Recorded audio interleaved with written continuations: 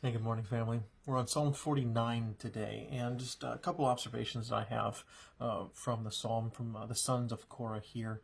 And really, it starts with verse 5. They ask a question, and the question is, why should I fear when evil days come?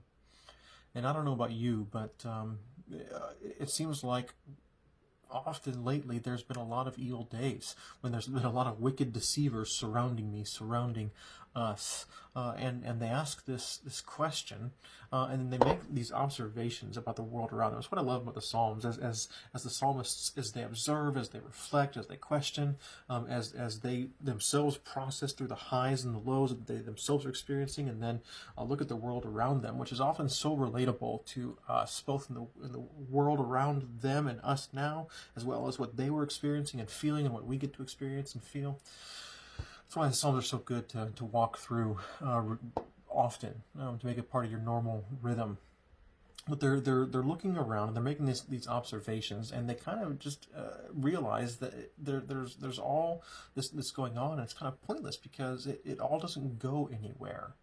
Because in verse 13 they say, "This is the fate of those who trust in themselves, and of their followers who approve their sayings." Verse 14, "They are like sheep and are destined to die. Death will be their shepherd."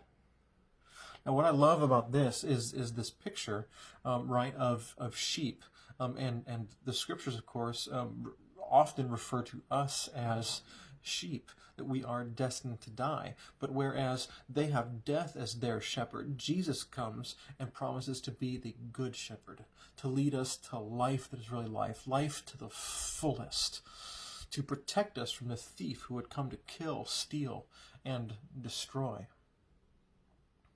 And then he says in verse 15, "But God will redeem me from the realm of the dead, and he will surely take me to himself." So compare and contrast that. Okay, why should I fear when evil days come? Look at all these people and all the stuff that they have and everything, but it's all pointless because death is going to be their shepherd, and they're just going to go down to the grave, and yet God is going to redeem me from the realm of the dead.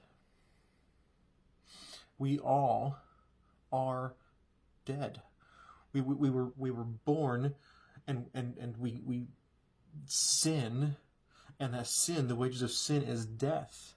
And yet Jesus, the Good Shepherd, redeems us from that state of death, from that realm of death and decay, where nothing that I can do is good, and redeems me and brings me to life and fills me up with life. My prayer for you and me today would be that life would continue to fill up in us, that we would continue to live redeemed, live free of the grave, live in the power of the resurrection, and following the Good Shepherd who wants to lead us into life that is really life. May that life lead you and fill you. Amen.